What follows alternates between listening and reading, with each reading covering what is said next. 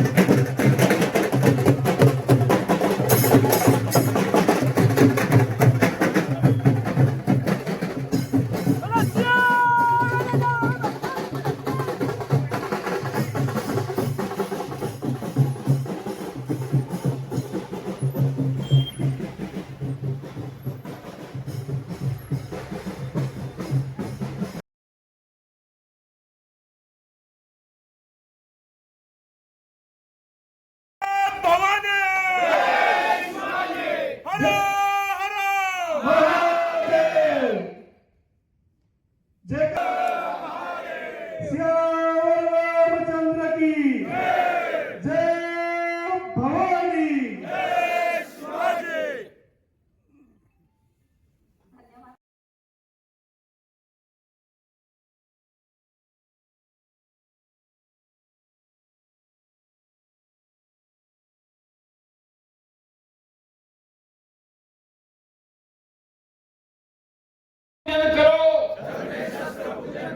नवरात्र के 9 दिन हर रोज 21 लोगों के द्वारा शस्त्र पूजन होगा। हमारे सभी कार्यकर्ता अष्टमी के दिन फेसबुक लाइव करके विजयादशमी के दिन शस्त्र पूजन की अपील करेंगे। हमारे सभी कार्यकर्ता अपने गांव शहर की कॉलोनी में अष्टमी के दिन घर घर जाकर चावल देकर विजयादशमी के दिन शस्त्र पूजन करने को कहेंगे। घर में करोड़ों लोग कैसे करेंगे? तो सभी दुर्गा पूजा के मंडप में, रामलीला में, नवरात्र में और सभी मंदिरों में 9 में से एक दिन शस्त्र पूजन कराएंगे। करोड़ों लोग जुड़ेंगे। दूसरा, हमारे देश में इस समय लाखों कार्यकर्ता है। हर एक कार्यकर्ता हर रोज 21 लोगों को फोन करते हैं, तो 9 दिन में 200 लोगों को फोन करेंगे या नहीं? मानो 1 लाख कार्यकर्ता करेंगे तो 2 करोड़ को फोन होगा या नहीं? वो अपने घरों में शस्त्र पूजन करेगा।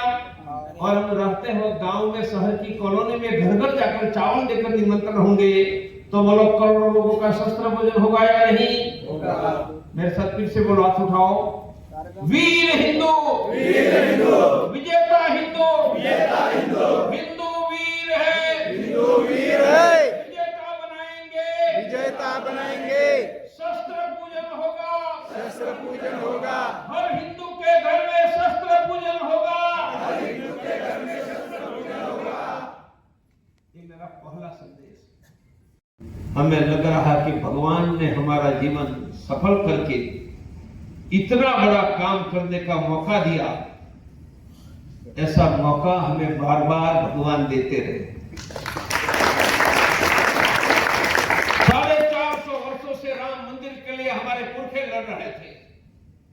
450 वर्षों से हमारे पुरखे ही पराक्रमी शौर्यवान थे। लाखों लोग राम मंदिर के लिए लड़कर मर गए। मंदिर नहीं बना था। क्यों? 2 ही कारण थे।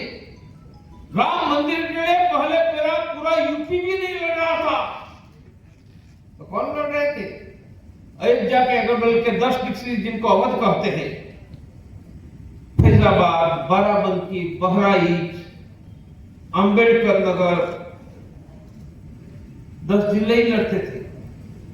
और 10 जिले में 8% क्षत्रिय लड़ते थे। लड़ने कितने निकल गए? 15-25 हजार। और अरबस्तान में लाखों की सेना आती थी। वीरोचित पराक्रम से लड़ने के बाद भी मरते थे, मंदिर नहीं बना। याद रखिए, इस बार ये मंदिर बना उनके पीछे बहुत बड़ी स्ट्रेटेजी, युद्ध नीति। यह सफल करने के लिए 50 लाख लोगों का गांव में जाकर हिंदुओं को जगाने का परिश्रम। यह मंदिर खड़ा है ना, उनमें जो पत्थर लगे हैं ना, वह 8 करोड़ हिंदुओं के पसीना के सवा रुपया लगा है। 8 करोड़ हिंदुओं के पैसे हैं, एक व्यक्ति का नहीं है। तो हमारे पराक्रमी पुरखे लड़ रहे थे, मंदिर नहीं बना, क्योंकि पूरा देश नहीं लड़ रहा था, अवध लड़ रहा था। पूरी दुनिया हमारे बाप की थी, इसलिए हमने कहा कि लड़ने का काम क्षत्रिय करेगा, बाकी को नहीं करना है। हमारी पीढ़ियों के संस्कार की सब नहीं लड़ेगी। और अरबों साल से जिहाद के नाम पर निकलता था तो बच्चा बच्चा निकलता था। 7 नवंबर 1989 सरयू के तट पर हमने संकल्प लिया, मंदिर वही बनाएंगे, मंदिर वही, और बाबर के नाम का भारत में कुछ भी नहीं। संकल्प लिया, मंदिर बनेगा, डंके की चोट पर मंदिर बनेगा। कोई चाहेगा तो भी मंदिर बनेगा, कोई नहीं चाहेगा तो भी उनकी छाती पर पांव रखकर मंदिर बना लेंगे। जय श्री राम। मेरे 40 साल के भाषणों के फिक्स वाक्य, 40 साल तक संकल्प बोलता था।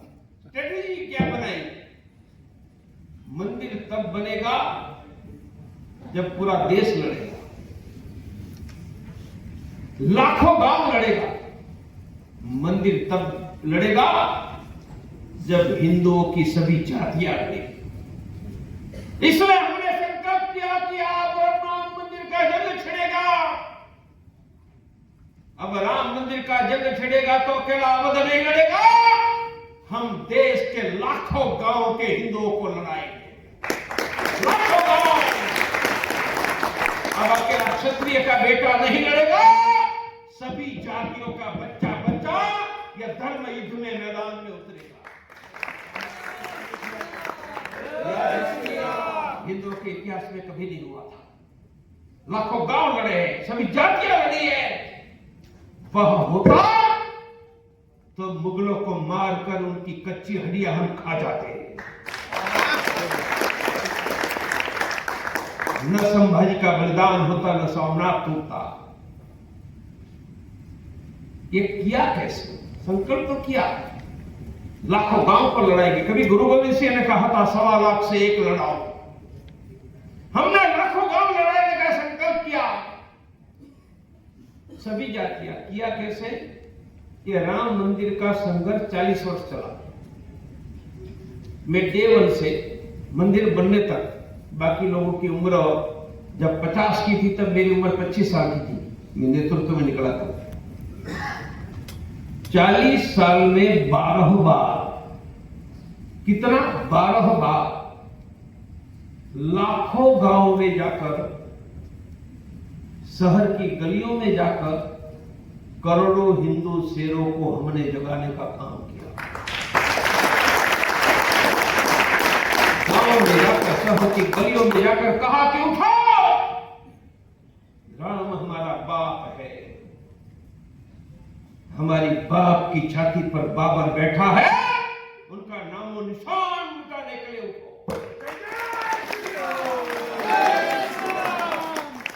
मैं 3 ही कैप्टन बाघा का, मैं से 3 का वर्णन करता हूं।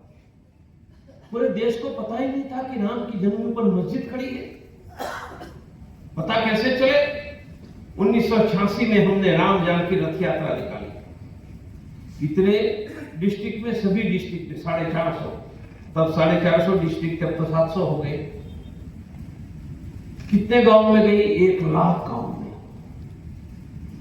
राम मंदिर आंदोलन 84 में शुरू हुआ, 86 में 1 लाख गांव में जाकर कहा कि उठो, हमारे बाप राम की छाती पर बाबर खड़ा है, नामो निशान मिटा दो।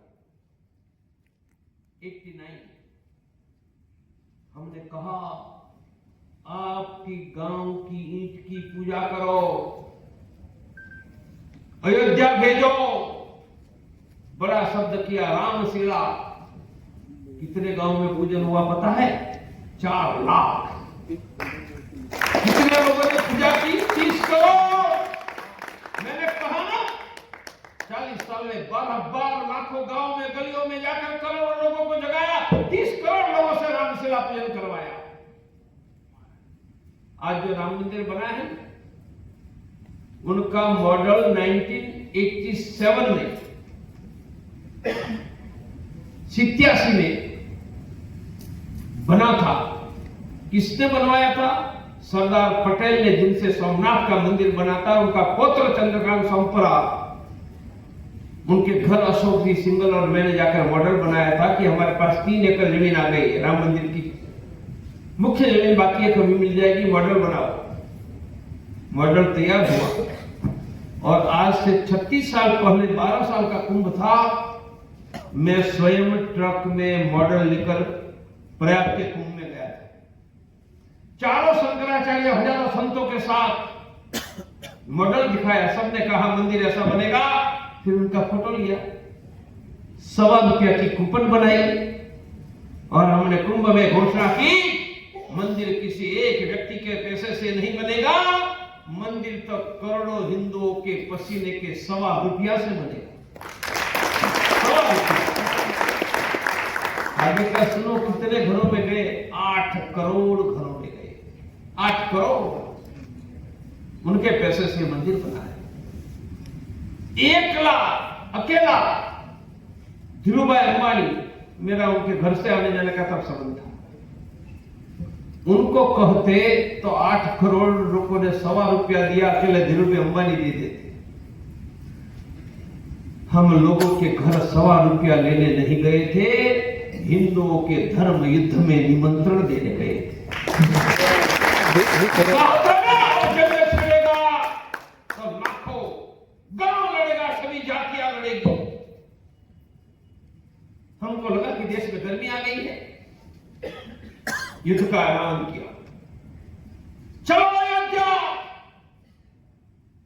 अंग्रेजी तारीख थी 9 नवंबर 1989, पर अंग्रेजी तारीख नहीं देखी थी। हमने तारीख वह देखी थी जिस दिन भगवान श्री कृष्ण ने महाभारत का युद्ध प्रारंभ करके धर्म के शत्रुओं का नरसंहार किया था। कहा कि अयोध्या, मेरे भाइयों, हमारे हजारों वर्षों के इतिहास में यह पहली गौरव की घटना थी। धर्म के लिए लाखों गांवों से लोग आ गए। 89 में बाबर की छाती पर भगवा झंडा लहरा दिया।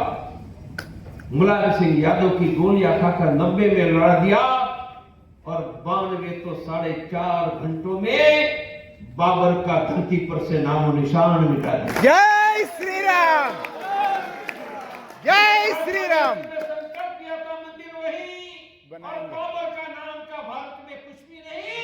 हमने 6 दिसंबर में 4.5 घंटों में बाबर का यह धरती पर से नामो निशान मिटा दिया। वर्णन इसलिए कर रहा हूं, नई पीढ़ी भी है। आज के कार्यक्रम में उपस्थित मेरे साथ लंबे समय पहले से काम करने वाले विशाल जी चौहान, विजय जी, हमारे सोनू जी, आकाश जी, हितेश जी, योगेश पगारे, पंडित जी और यहाँ उपस्थित सभी कार्यकर्ता बंधु। कुंभ का कुछ पंडित जी ने वर्णन किया जी। हमने कुंभ के 1 वर्ष पहले राष्ट्रीय बजरंग दल, महिलाओं के राष्ट्रीय महिला परिषद ओजस्विनी, ये चारों संगठनों ने कुंभ में 1 करोड़ लोगों को खिलाने का संकल्प किया।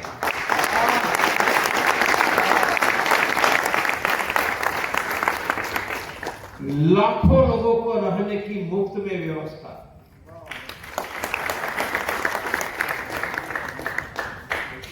हमारे यहाँ 14 जगह पर खिलाने का केंद्र हिंदी में भंडारा कहते थे। 24 घंटे चलता था। कुंभ के 2 दिन पहले भंडारा शुरू किया। कुंभ उत्तरायण से शुरू होता है 2 दिन पहले, और कुंभ पूरा होता है महाशिवरात्रि। अंत में 1 सप्ताह कुंभ में सिर्फ हमारा ही भंडारा चल रहा था। हमने महाशिवरात्रि के 2 दिन बाद तक भंडारा चलाया। मैं कुंभ के 2 दिन पहले वहां पहुंच गया था। 2 दिन महाशिवरात्रि के बाद रहा। विकास रेंगे जी जो हमारे यह देवगिरी पश्चिम महाराष्ट्र के संगठन मंत्री है, ऐसे हजारों कार्यकर्ता मेरे साथ सेवा में लगे थे। ठंड थी, हम लोगों को ठंड न लगे इसलिए 1 लाख कंबल खरीद कर ले गए। 1 लाख। 200 टेंट थे। हर एक टेंट में ठंड न लगे इसलिए हमने हीटर लगाया था। मोबाइल चार्जिंग की हर एक टेंट में व्यवस्था थी, और 24 घंटे चाय, 24 घंटे पीने का गर्म पानी और 24 घंटे नहाने का गर्म पानी की व्यवस्था थी। मानो हमारे यहां किसी को विवाह में बुलाया है और व्यवस्था करते हैं। 9 लाख लोगों की हमने 1.5 महीने में रहने की व्यवस्था की। 9 लाख। एक तो आप लोग से आपके ध्यान में आ जाए, हम 24 घंटे चाय पिलाते थे। कितनी चाय की पत्ती का उपयोग किया पता है? 30,000 किलो चाय की पत्ती का उपयोग किया। खाना बनाने के लिए सामान सब हमारा था। चावल, दाल, बर्तन हमारे थे, गैस हमारा था। हमने खाने बनाने के लिए बनाने वालों को लाए थे, उनको हमने पैसे दिया, वह 1 करोड़ रुपया से ज्यादा। हमने तय किया था कि सबको रोटी खिलाएंगे, पूरी नहीं। ऐसे बड़ी जगह पूरी मिलती है, रोटी फूले इसलिए लकड़ी पर रोटी फुलाना 1 लाख किलो लकड़ी हम खरीद कर लाए। लोगों को सोने के लिए 10,000 हमारे पास गद्दे थे। भगवान की कृपा से, हिंदुओं के सहयोग से और विकास जी रेंगे जैसे मेरे हजारों कार्यकर्ता के समृद्धि सम्मान बचाएगा। कोई भी हिंदू को भारत में कहीं पर भी मदद करवाएगा। गरीब हिंदुओं को हर महीने मुफ्त में अनाज, मुफ्त में प्राइवेट का डॉक्टर, एडवोकेट, मदद के लिए हिंदू हेल्पलाइन, बच्चों की टैलेंट बढ़ाकर पढ़ाई में आगे ले जाना, महिला सुरक्षा की ट्रेनिंग, ब्लड प्रेशर, शुगर की जांच, रोजगार में मदद। कौन करेगा? हनुमान चालीसा केंद्र करेगा। जय श्री राम। मुसलमान शुक्रवार को मैं आपको वादा देता हूं कि हिंदू को कभी पीटने नहीं देंगे। हिंदू को लूटने नहीं देंगे, हिंदू को भागने नहीं देंगे। हिंदू घटेगा तो भी हिंदू ही सबको पीटेगा।